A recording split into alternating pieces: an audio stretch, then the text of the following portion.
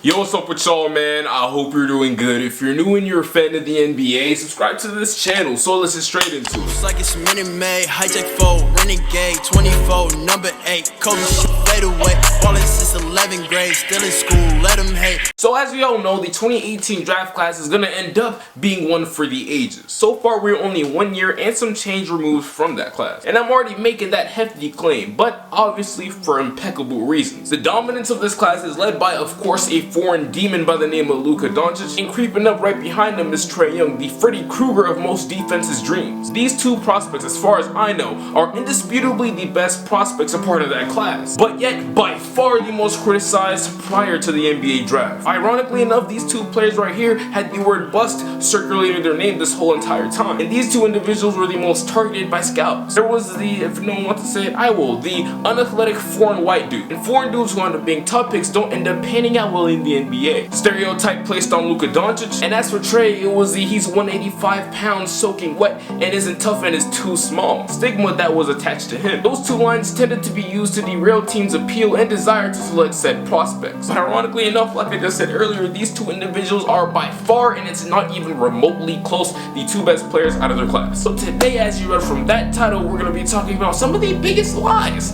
that these scouts told about these prospects during the 2018 NBA draft class. But before that, let's get a quick word from today's sponsor, SeatGeek. SeatGeek, as most of you know, I hope, is the best ticket buying app right now available in the market. It's so beloved because of its simplicity. It takes all of the confusion out of the ticket buying process. They add a 0 to 10 score on each seat available, and they also have a color code system. Green meaning you got a good deal, and red meaning you got a bad deal. And on top of that great deal already, you already know what words I'm about to spew out of my mouth. Whenever you go watch your favorite artist, your favorite NBA team player, your favorite NFL team play, or whatever the case may be for that live event, you can use code MOJO99 for 20 bucks off of your very first purchase. You already know how this goes. Go ahead and do your thing so I can go ahead and do mine.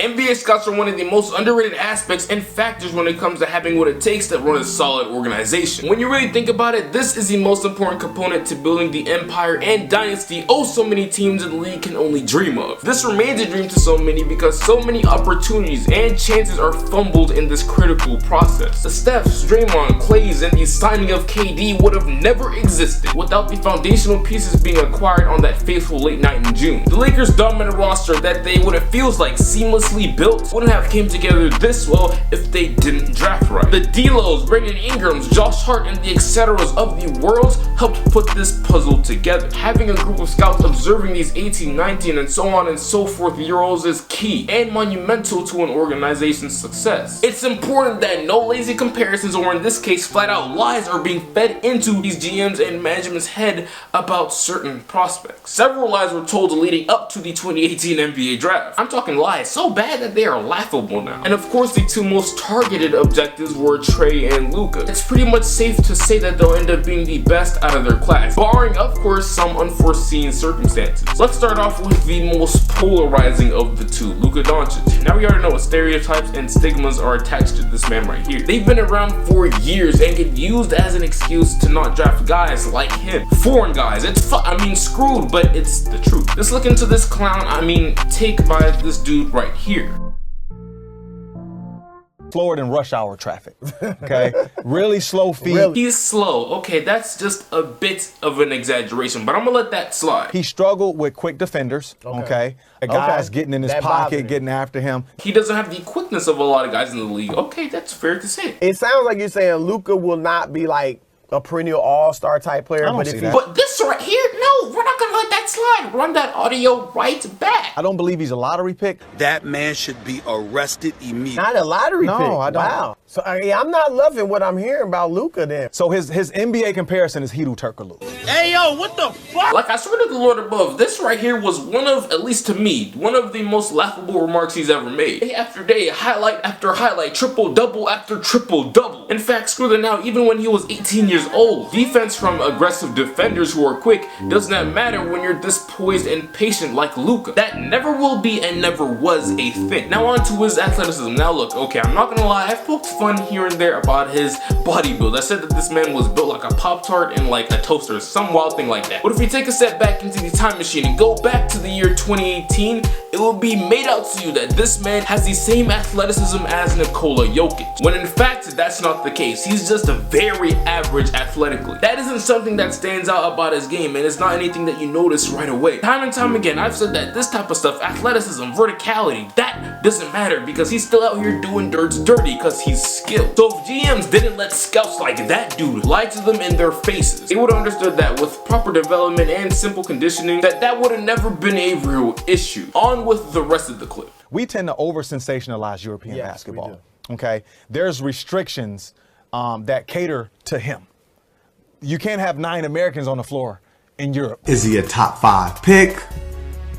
No. Ooh, this is a lot to take in. I can't even lean back properly. By the way, chair sponsors, if you're watching, email me. Cause my chair is just about as stupid as this dude right now. Man said that Luka would not be a lottery pick. All these bogus claims and lazy reasons from people like him, that dingus, is probably the reason why the common NBA fan back in the day didn't like Luka at the time. The foreign player stereotype is literally AIDS to my ears, and I ain't talking no Magic Johnson, my boy. I just hope that the rest of the NBA world learns from this, and come next NBA draft and so on and so forth, doesn't see nationality and automatically use that stigma to determine the outcome of what that player could potentially be. Skill and potential is all I see. Nationality is cool, but when it comes to scouting and observing a player, I'm blind. It doesn't exist in my mind when I watch tape. So on to the second best player in this draft, Trae Young. First off, I would just like to say that off rip, networks and platforms like ESPN and Bleacher Report put a decently sized target on Trae Young's back leading up to the NBA draft, because said platforms would continuously drag Steph and Trae and compare the two, mainly because they're two light-skinned black dudes who have an extendo sniper as a right arm. People labeled him as a wannabe and said things like he was too small, got on him because of his efficiency, even though his teammates reeked and none of them were drafted into the NBA. And one of the last criticisms about him was that he would struggle finishing in traffic in the paint. Wilt's that very skill right there has become one of his biggest strengths offensively in the NBA. Through all of the things that was spewed, not all of it were complete lies. Some of them were actually fair. Hell, if I remember correctly, I'm lying, I remember correctly, I said that this dude right here, him was gonna either be a hit or miss. In that faithful summer of 2018, I said that he was either gonna be really damn good and could become a top 7, potentially higher now player in the NBA, or that he would just suck and be flat out mediocre. But for not 1 second did I make a bold statement like this. He will never be a dominant NBA player because he's just too little. He's not explosively athletic. He's not Allen Iverson. No. He's too ground bound. But he needs other really good pieces around him.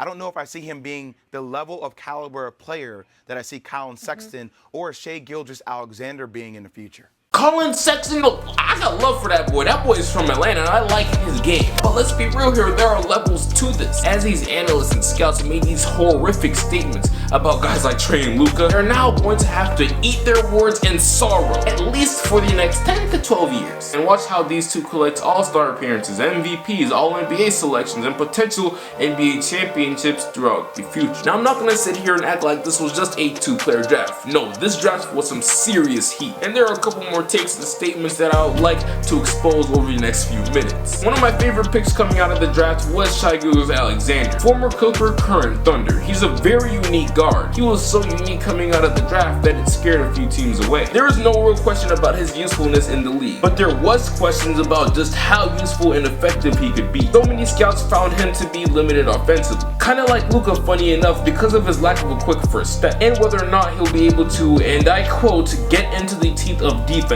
Now Shai hasn't been able to get into the teeth of defenses, he's been able to drill into the teeth of defenses. As if this man wasn't trained in skill digits for the past 10 years. He looks like a pro up there. Because of his length and off-guard craftiness, man's been irritating at the rim to opposing defenses. Right when you think you got him trapped, somehow, some way, the ball ends up being flung up in the air and spins off the backboard, leaving others in awe as that ball enters that hoop. Shai's potential going into the NBA draft was an understatement, and I'd say that Mohamed Bamba's potential was an overstatement going into the draft. Many thought that the Atlanta Hawks should have and were probably going to draft him because of his Gobert and Porzingis type of vibes in comparison. But like, This is so sad. Look at him now. As we currently speak, he's looking like he should have been a late first, dare I say second round pick. And in Orlando, currently the narrative went from Fultz being the biggest question to now Mo Bamba being the biggest question. Dude was being compared to Rudy Gobert and Kristaps Porzingis, and he's just not being that dude or anywhere near close to that dude that scouts thought he would be. But he still does have some time, and we're not going to get on him that much. I just hope that he doesn't become a lie of one of these scouts. The last person that's going to be a part of this video is Kevin Knox Jr. Let's listen to what this scout had to say about him. Last but not least on my list is Kevin Knox. Hey, is that even me? I'm not even a scout. If you guys don't know already, I honestly, deep down, believe that Kevin Knox has by far the highest ceiling out of everyone else in the NBA draft. Can I just say psych and pretend like that never happened? No?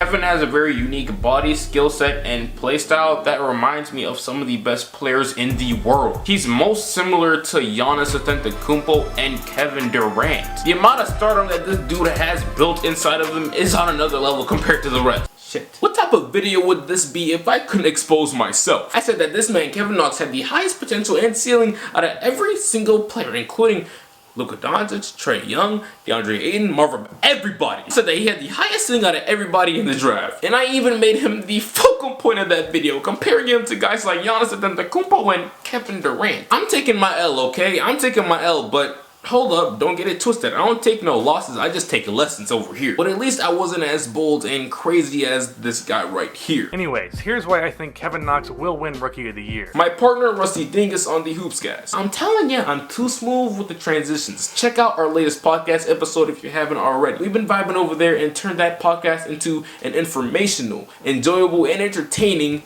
listen for you guys. To close out this video, I just want to let you guys know that everyone, literally everyone, has bad takes. But these specific takes from these analysts and scouts right here marinated in a whole bunch of other scouts' mind, and they relate that type of information from people like them to their bosses. You just watched a video about the biggest lies told about the 2018 NBA draft. Maybe, just maybe, we can turn this into a series if this video gets 1,000 likes. I really do appreciate you guys for watching. As always, make sure you go ahead and check out the latest episode of the Hoopscast. Enter that giveaway that I've been letting you guys know about. Follow this Instagram account and also this one, and comment and like my most recent picture on my personal account. There's going to be 2 different winners. The winner will be announced in one of my next few videos, mid to early December. As usual, man, make sure you go ahead and leave a like, comment, subscribe, and share this video with all your other friends. And also, more important than all of that, make sure that you make your day great. But yeah, man, other than that, I appreciate you for watching, and as usual, I'll get right with you. No way, remember back when I couldn't get a play, no home, I ain't have a place to stay, I got to work, made the surf free the way, told my girl who'd ever